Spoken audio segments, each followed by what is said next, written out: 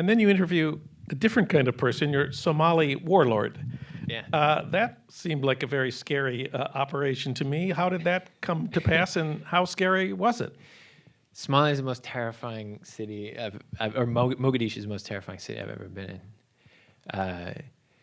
It's the only city where we had to hire our own security. I mean, everywhere else, we don't hire security because it fundamentally changes your relationship with the people you're around. So, in Afghanistan, it was just Jeremy and me in a beat-up Toyota, driving around trying to fly under the radar. Let me just underline this. How big was your crew?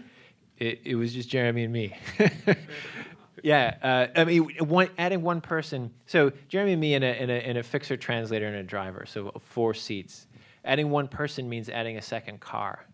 Adding a second car means a dramatically increased profile.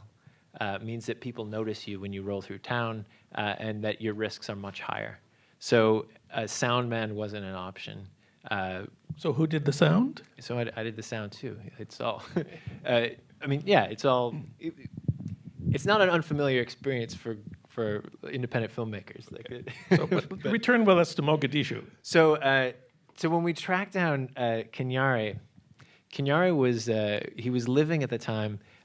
Rich Somalis who can afford it go back and forth between Mogadishu and Nairobi because Nairobi's safe, and Kenyare was living in a hotel that at the time was owned by Muammar Gaddafi.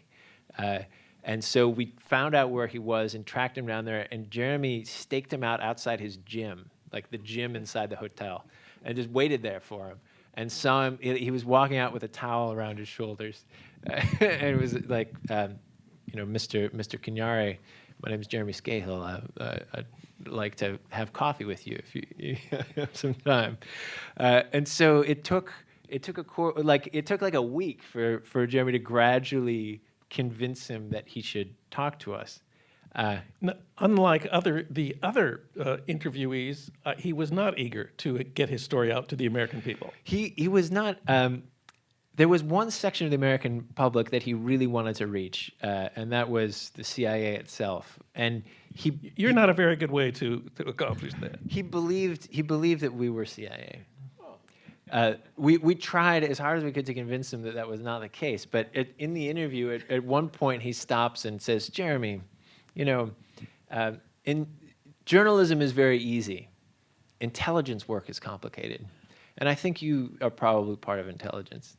And then he switched and he did the rest of his interview as if he was applying for a job. Like it was a job interview to be it's like, the right man with the right budget could take care of your Shabab problem like easily, and someone who really understands the way things work there. But in the rest, in Mogadishu, we ran around with a bunch of different warlords, and it was the city has been ripped to pieces by decades of war. I mean, at the time we were there, it was the height of the war between the Shabab and the African Union forces, and the Shabab had cut trenches that stretched from the Bakara market 2 miles down to the sea. And they had, it was like World War I kind of fighting.